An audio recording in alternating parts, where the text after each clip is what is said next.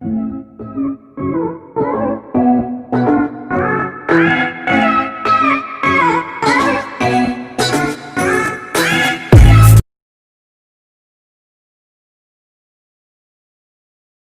आज हम हिंदी साहित्य के इतिहास के बारे में बात करेंगे।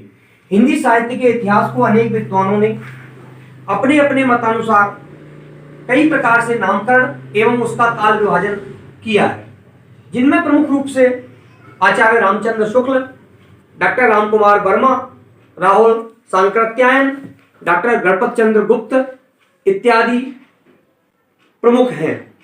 आज हम आचार्य रामचंद्र शुक्ल के अनुसार हिंदी साहित्य के इतिहास के काल विभाजन एवं नामकरण के बारे में बात करेंगे। हिंदी साहित्य के इतिहास को आचार्य रामचंद्र शुक्ल के द्वारा ये 4 भागों में विभाजित किया गया है। पहला जो है आदिकाल, इसको आचार्य रामचंद्र शुक्ल ने वीर गाथा काल नाम दिया है और इसका जो समय है वो विक्रम संवत 1050 से विक्रम संवत 1375 तक का जो समय है वह आदिकाल अथवा वीरगाथा काल का रहा है।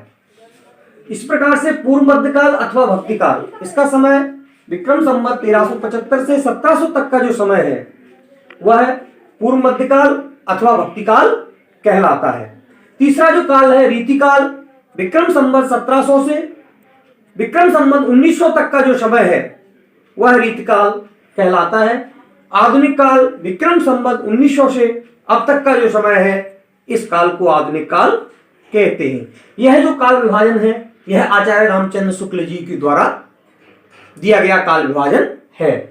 अब हम बात करते हैं आदिकाल अथवा वीरगाथा काल की, जिसका जो समय है विक्रम संवत 1050 से विक्रम संवत 1375 तक का जो समय है इसको आचार्य रामचंद्र शुक्ल ने वीरगाथा काल के नाम से पुकारा है। अनेक विद्वानों ने इस काल के नामकरण अनेक प्रकार से किए हैं, जिनमें प्रमुख रूप से मैं बताना चाहूंगा वीरगाथा काल, आचार्य रामचंद्र शुक्ल ने इसको वीरगाथा काल कहा है। राहुल सांकृत्यायन, इन्होंने सिद्ध सामंत युग जो आदिकाल है उसको सिद्ध सामंत युग कहा है। आचार्य महावीर प्रसाद द्विवेदी जी ने इसको बीज वपन काल कहा है। इसी प्रकार से आचार्य हजारी प्रसाद द्विवेदी जी जो हैं वो इसको आदिकाल मानते हैं।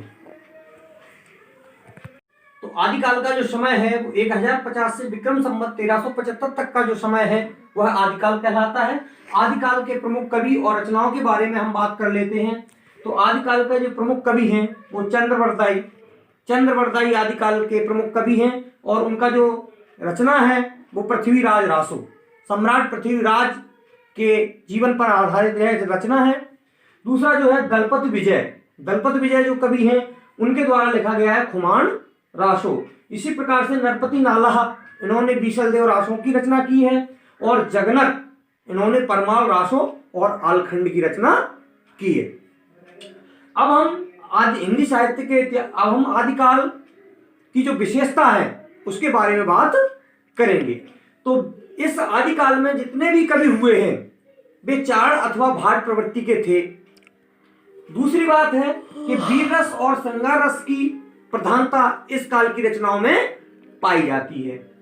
कवियों के द्वारा अपने आश्रयदाता राजाओं की प्रशंसा की गई है।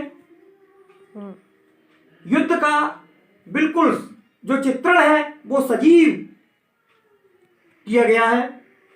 विषानुकूल ओजमयी भाषा इस काव्य की प्रमुख विशेषताओं में से एक है और रासों और वीर गीतों की रचना इस काल में की गई है।